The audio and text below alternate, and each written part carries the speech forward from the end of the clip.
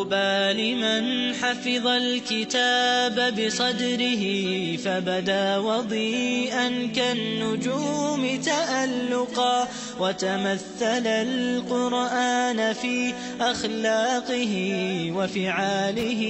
فيه الفؤاد تعلقا وتلاه في جنح الدجى متدبرا والدمع من بين الجفون ترقرقا. بسم الله الرحمن الرحيم. الحمد لله رب العالمين والصلاة والسلام على المبعوث رحمة للعالمين نبينا محمد وعلى آله وصحبه والتابعين ومن تبعهم بإحسان إلى يوم الدين. أما بعد، السلام عليكم ورحمة الله وبركاته.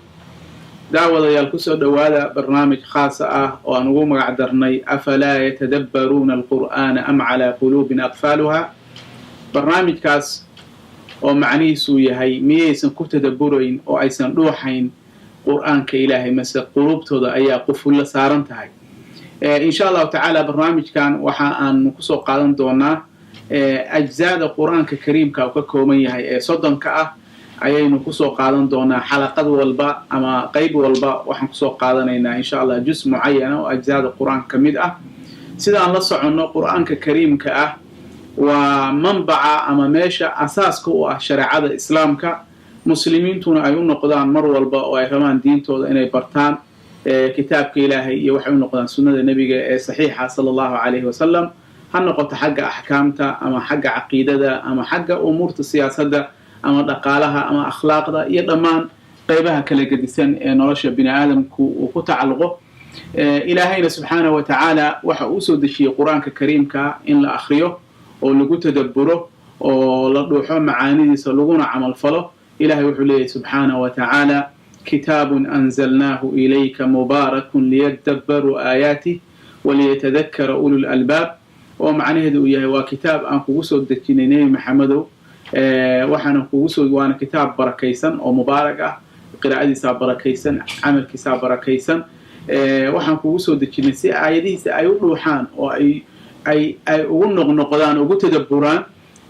waxaana taa ka faa'iideysanayo Ilaahay kuwa u saaxiibka laabaha wax weeleeya ulul albaab kuwa la yiraahdo. Ilaahay saasoo kale wuxuu yiri afala yatadabbaruna alqur'aan أي أو معناه يهي هل لا تدبروا القرآن كما يكون تدبران آيات سورة النساء سورة محمد بإله وكشيء أو معناه وترترسين نلقصيني معركتين الكبر هنا هنا القرآن كأنه روحنا معانا ديسا إنه كلاس وبحنا أحكام إنه أيصنوا ضعفين سي هلولا وصنوا ضعفين. نبينا صلى الله عليه وسلم آد أي نوجو ترترسيه أو نوجو بوريه قرآن كبرشديس أو أمانة يدك حفاظة يدك قرآن كإلهي كل رقم يدك برته. waxaa sharaf ugu filan quraanka iyo dadka barta ama bara xadiiska saxiixa ah inuu yiri khayrukum man ta'allama alqur'ana wa 'allama. ilaahayna subhanahu wa ta'ala xadiis sahih muslim waliyu wuxuu ku yiri ilaahay inna allaha ta'ala yarfa'u bi hadha alkalam aqwaman wa yad'u bihi akharin. oo macnaheedu yahay quraanka kan qolana ilaahay sare ayuu qaada waa kuwa inta barta oo ku dhaqma oo ku amal fala, qolana hoos buu u dhigaa kuwii maaragtay markay ogaadeen khayrkiisa kadib ku dhaqmi waayay oo iska tuuray min waraa'i dhuhurihi, kuwaasna hoos baa Ilaahay ugu dhiga sharaftooda iyo maqaamkooda iyo dhan walba hoos baa Ilaahay ugu dhiga. haddaba annagu aayadahaas quraanka iyo xadiiska nabiga aan soo sheegnay ka duulayna ba insha Allah ta'ala waxaynu dul istaagi doonaa si kooban insha Allah ta'ala ajzaada quraanka soddonka ah si kooban juz walba waxa uu koobayo ama uu ka hadlayo mawduucaadka waaweyn ee juzka uu ka hadlayo. maadaama barnaamijka aan ugu talagalnay xalaqo yar oo aan ka badnayn 10 daqiiqo ayaanu insha Allah ta'ala aan dul istaagi doonaa. barnaamijkan waxaan ugu talagalnay inuu baxo habeen kasta oo habeenada Ramadaanka inuu TV-yada Soomaalida uu ka baxo, laakiin Ramadaan iyo qeyrkeedba qofka muslimka uu anfacaya insha Allah ta'ala. dariiqada aan raaci doono insha Allah ta'ala barnaamijkan wuxuu noqon doonaa xalaqad walba ama qayb walba waxaan ku soo gudbin doonaa hal juz ayaan ku soo gudbinaynaa. waxaan ka hadli doonaa juzkaas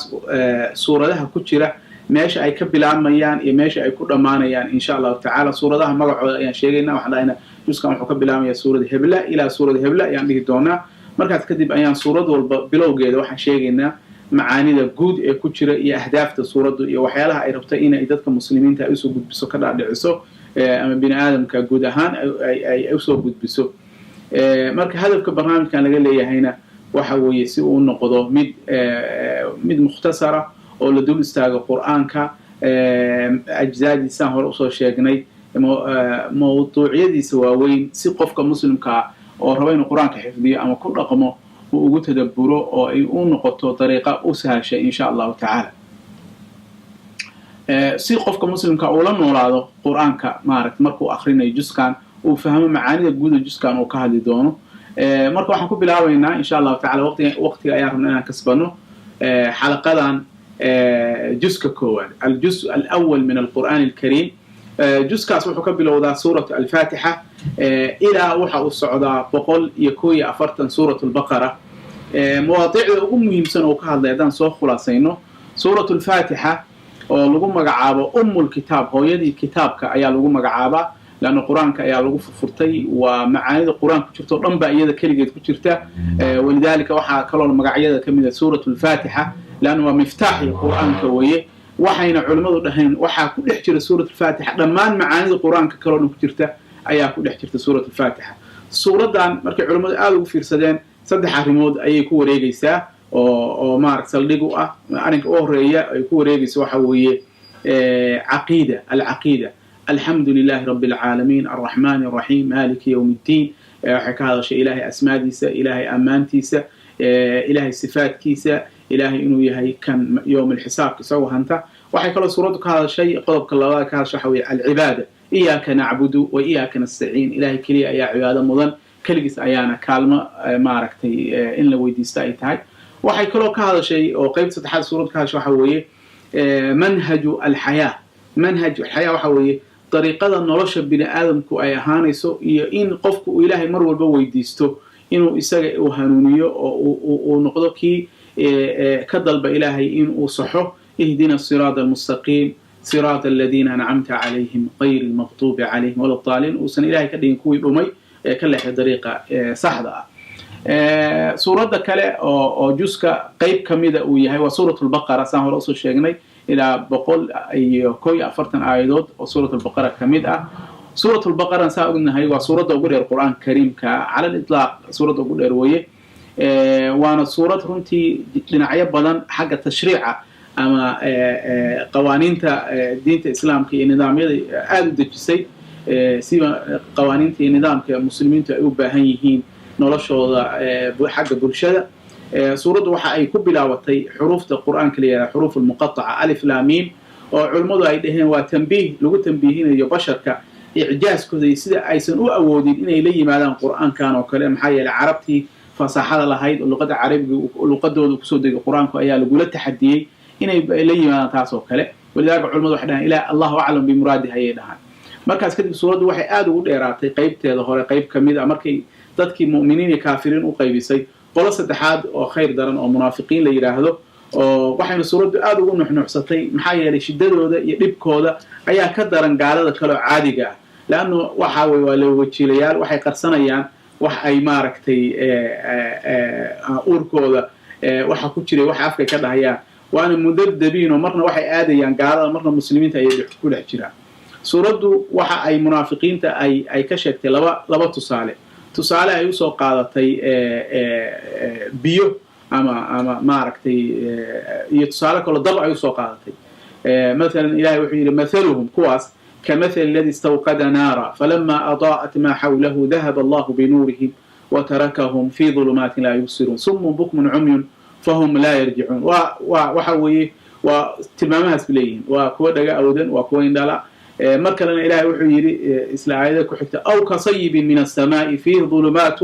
ورعد وبرق يتعلون أصابعهم في آذانهم من الصواعق حذر الموت والله محيط بالكافرين سورة وحا أي سي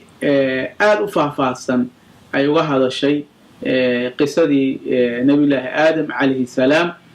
زوجدي سي إلهي إنه بني آدم كانوا أبوري إنه مستخلفين في الأرض إن الخلافة يقولك أي كنقضان ويو أي ماركتي إن يقولك عميران أي يقولك أي أقومان قيادة ماركتي خلقي كردان ماركتي أي كفاية الإنسان إلهي يقولك وحكوشي ردان يغو أبوري وأنا أول قصة أو ذكرت في القرآن بعلوم قصة أورس القرآن في الوشيء مركي لقى صوب بلابه حق ما عرفتي مسلسل كقرآن كمان حق النزول كمان مرك سورة فاتحة بقرة ساعة الله صعود قصة أورسي أما شيء أورس الوشيء شيء كوين كقرآن كإلهي ونوشيء سبحانه وتعالى جزء كواد وحكلو كهاد لي مركي سورة البقرة يكسو هذا الشيء قصة نبي الله آدم iyo xawaa iyo qisadii dhexmartay aadam iyo maaragtay ibliis waxay kaloo ka hadashay oo aad suurada ugu dheeraatay reer bani israa'iil oo ah yahuuda bishaklin akhas khaasatan maaragtay nimanka yahuuda ah iyo mowqifkooda ay ka taagnaayeen qur'aanka iyo rusushii ilaahay guud ahaan khaasatan nabigeena nabi maxamed sallallahu alayhi wasallam sida ay in badan ay isku dayeen in ay lugooyaan sallallahu alayhi wasallam waxay kaloo ay suuradu ay reer bani israa'iil ka sheegtay qisada caanka ay suuradu magaca ka soo qaadatay qisatu al-baqara oo ku tusaysa madax adeygooda iyo tacanudkooda iyo nabiga ilaahay sida u dhibeen mar ay leeyihiin ma hiya maaragt ma lawnuha muxuu isay tahay ma mid dhulka fashaa ma mid maaragtay haday iska sameyn lahayn marka horeba arinku ilaahay waa u sahal lahaa taas macnaheedu waxa way qisadaas xulmadu waxay dhaheen wax quraanka loogu keenay ودقنين لو دقيو إن أحكامت إلهي أنو أقبلنه أو أنو مرن أنو ككينين محايا لي أحكامت إلهي دينت إلهي مرن لك أنو قسوة القلب أي كنتا إلهي وحو كتل مامي إني قلوب تودو أي ماركت نجح أو كلايتا بل هي أشد بإلهي يري محايا لك حانت قاربا إلهي عبسيس لدر دل عقاربا ماركتي بيا كصوبحان وحلوش جزء كوري جزء كواد أو كلا أرنتي مسجد الحرام كيسير لورد سي إلهي إنه صدر نبي الله آدم نبي الله إبراهيم عليه السلام يقول كيس إسماعيل إن بيت كأي تاجي معرفة إذ ابتلى إبراهيم ربه بكلمات فأتمهن قال إني جاعلك للناس إماما إلى لا يجاري تلك أمة قد خلت وحكتير أو جزء رنتي أن كفايسنا تربية الأبناء إن لو وضع إلى آخر قف نفط أي كتيرته محايا لنبي الله إبراهيم إلى آخر لحظة أي مارك لدر دارمي يعقوب أم كنتم شهداء إذ حضر يعقوب الموت إذ قال لبنيه ما تعبدون من بعد قالوا نعبد إلهك وإله آبائك إبراهيم وإسماعيل وإسحاق إلها واحدا ونحن له مسلمون وهلك لا يقعت إن تربية المهن لوضوه أن لقد دالين حتى أمرك قود إلى آخر لحظة معاني ذا سيان كسكو بكرنا جود أهان جزء كوادي قرآنكو وحيالي كعدل إلهي وحكبرنا سبحانه وتعالى ونقدر يكون كتدبر القرآن الكريم كأو رقمه أو أخرياء إنه نقدر والله سبحانه وتعالى أعلم. السلام عليكم ورحمة الله وبركاته.